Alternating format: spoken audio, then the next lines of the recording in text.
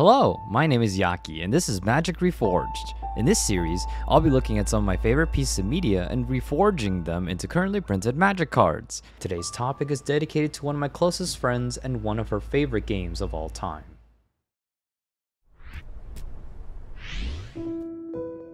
In 2018, Maddie Thorson and her development team, Extremely OK Games, released the indie platformer Celeste.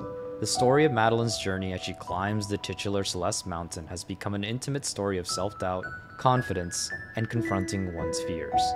Accompanied by its renowned platforming, Celeste's themes and gameplay combine to create a uniquely rewarding and difficult experience. Unlike my previous videos, this project was one of the most difficult ones when trying to connect a lot of Celeste themes to currently printed Magic cards.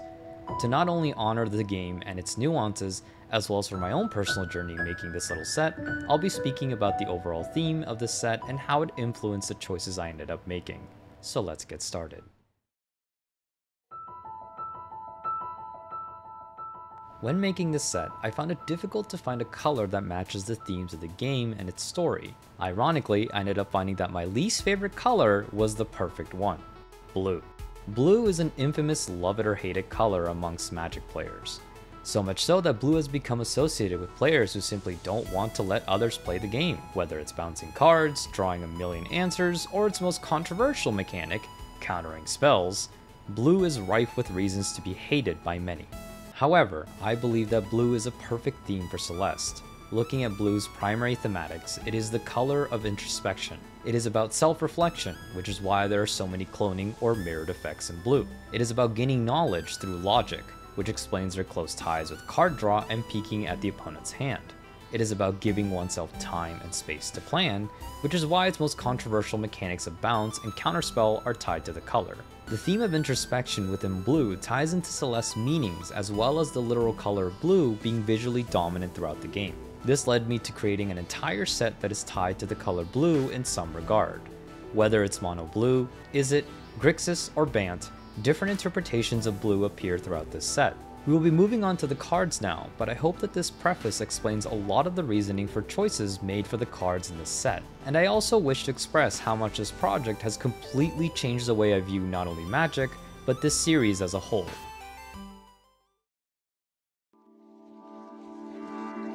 So first and foremost is the most important card in this set. It was the first card I'd altered, but it was also the inception of the entire theme of the set. Arguably one of the most important characters in Celeste comes an alteration to Glasspool Mimic and Glasspool Shore. Mirror of the Mountain and the Mountain are meant to be the thematic backbone to Celeste.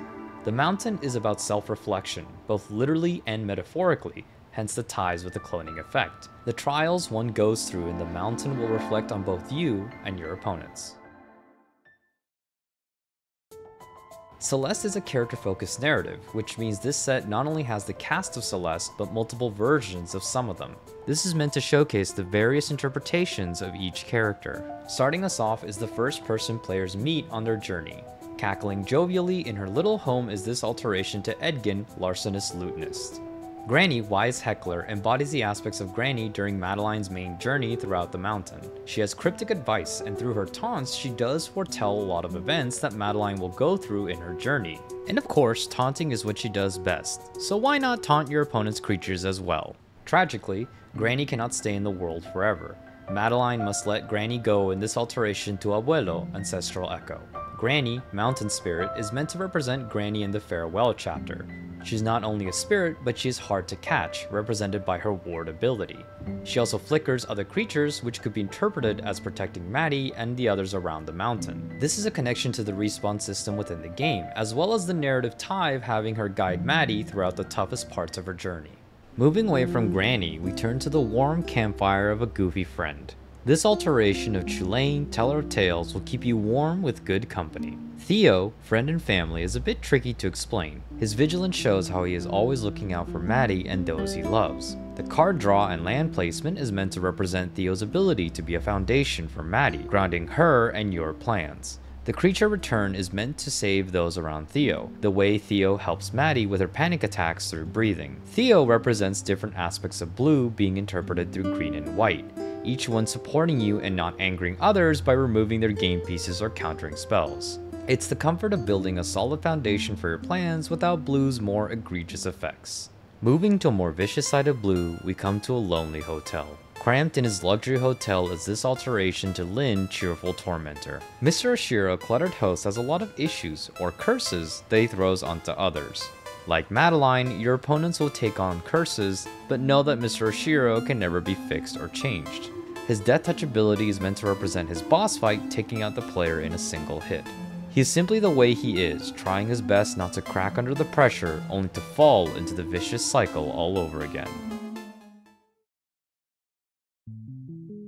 Now we finally move on to Madeline. For a while I struggled to come up with the cards that would work to embody a lot of Madeline's journey. In the end, similar to Maddie, I had to be more introspective and not see her journey and character as just literal. There are many nuances and themes that could be argued for, and so I decided to create 3 versions of Maddie and her counterpart Baddie.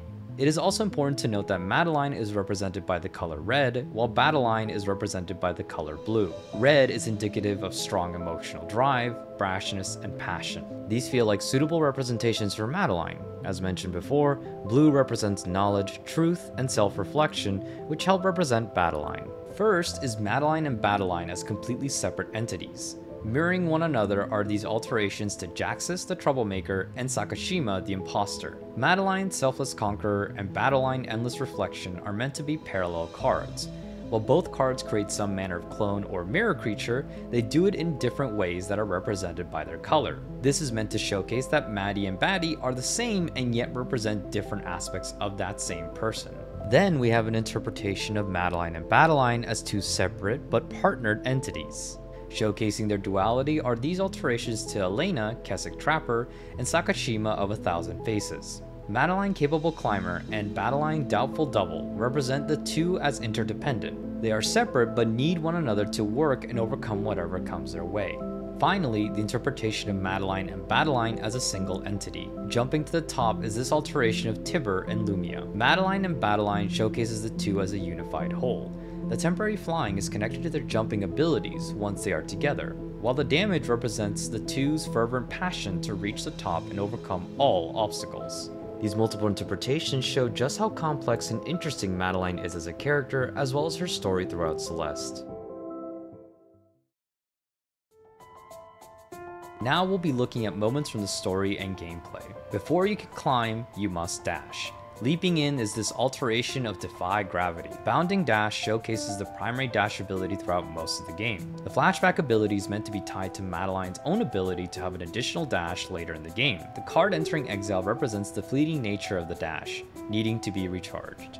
An old set of ruins lies between Madeline and her journey. This iconic chapter in the base game comes as an alteration to the Apprentice's Folly. Traversing the old site details the chapter's core mechanic and story moment. Not only is this Badeline's first appearance, but it is also the chapter of reflections, both literally and metaphorically. After all that stress, a resting point is needed. Warming you up is this alteration to Campfire. Campfire is the first unaltered card I've done. It was simply perfect and nothing but the art needed to change. Sometimes, in order to reach the top, first you must fall. Falling to the bottom is this alteration to Coastal Breach. Fall from the summit represents the moment where Madeline's confrontation with Badeline results in her falling to the very depths of the mountain. Returning all permanence is meant to showcase how this moment sets everyone back, including yourself. However, accepting yourself and learning from your self-reflection will lead you to greater heights. Reaching the top is this alteration to Culmination of Studies. Reach the Summit represents the combined efforts of Madeline and Badeline to finally reach the top of the mountain. Mechanically, the treasures made from land are connected to Madeline's blazing speed from bottom to the top, gaining more momentum as she climbs. The blue draw and the red damage represents Badeline's logic and Madeline's passion to reach the top. There's also the literal representation of the color, as the art is shades of purple, the combined color of blue and red. Reaching the top isn't easy, but nothing in life that's easy is this beautiful to achieve.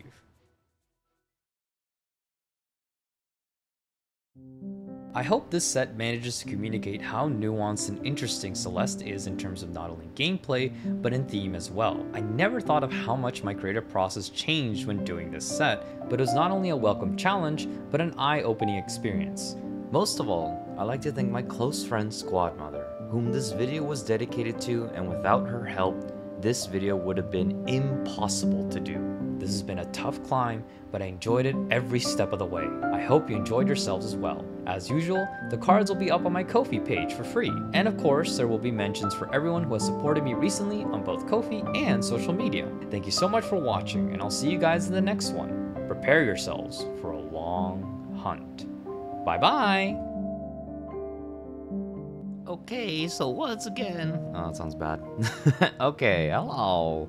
Hello, this is Yaki, Unscripted, and we're going to be doing the shoutouts now, so let's get started. First up, we got Tyler Bingham. Thank you so much, Tyler. Tyler Stark. Thank you so much, Tyler. 2 double Tylers. We got Velmus. Velmus? I hope I pronounced that name right. Sorry. We also got Steven. Thank you so much, Steven. We have Tim Knapp. Thank you so much, Tim. And we have Rory. Thank you so much as well. Big thank you to Pfizerin. Pfizerin. So sorry if I'm mispronouncing that name. And now moving away from Ko-fi, we're going to talk about something a little special that happened on Twitter. A big thank you to Tony, also known as Hat.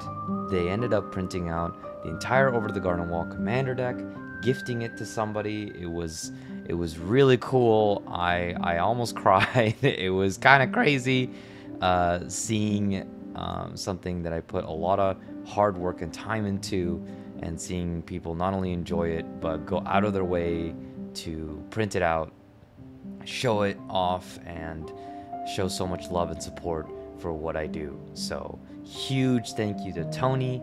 Love you, man. Thank you for enjoying all my videos, and I really love that. That was so special for me. I'm never gonna forget that. Seriously, that's really cool. Thank you so much. Well, that's it. That's all. Bye bye.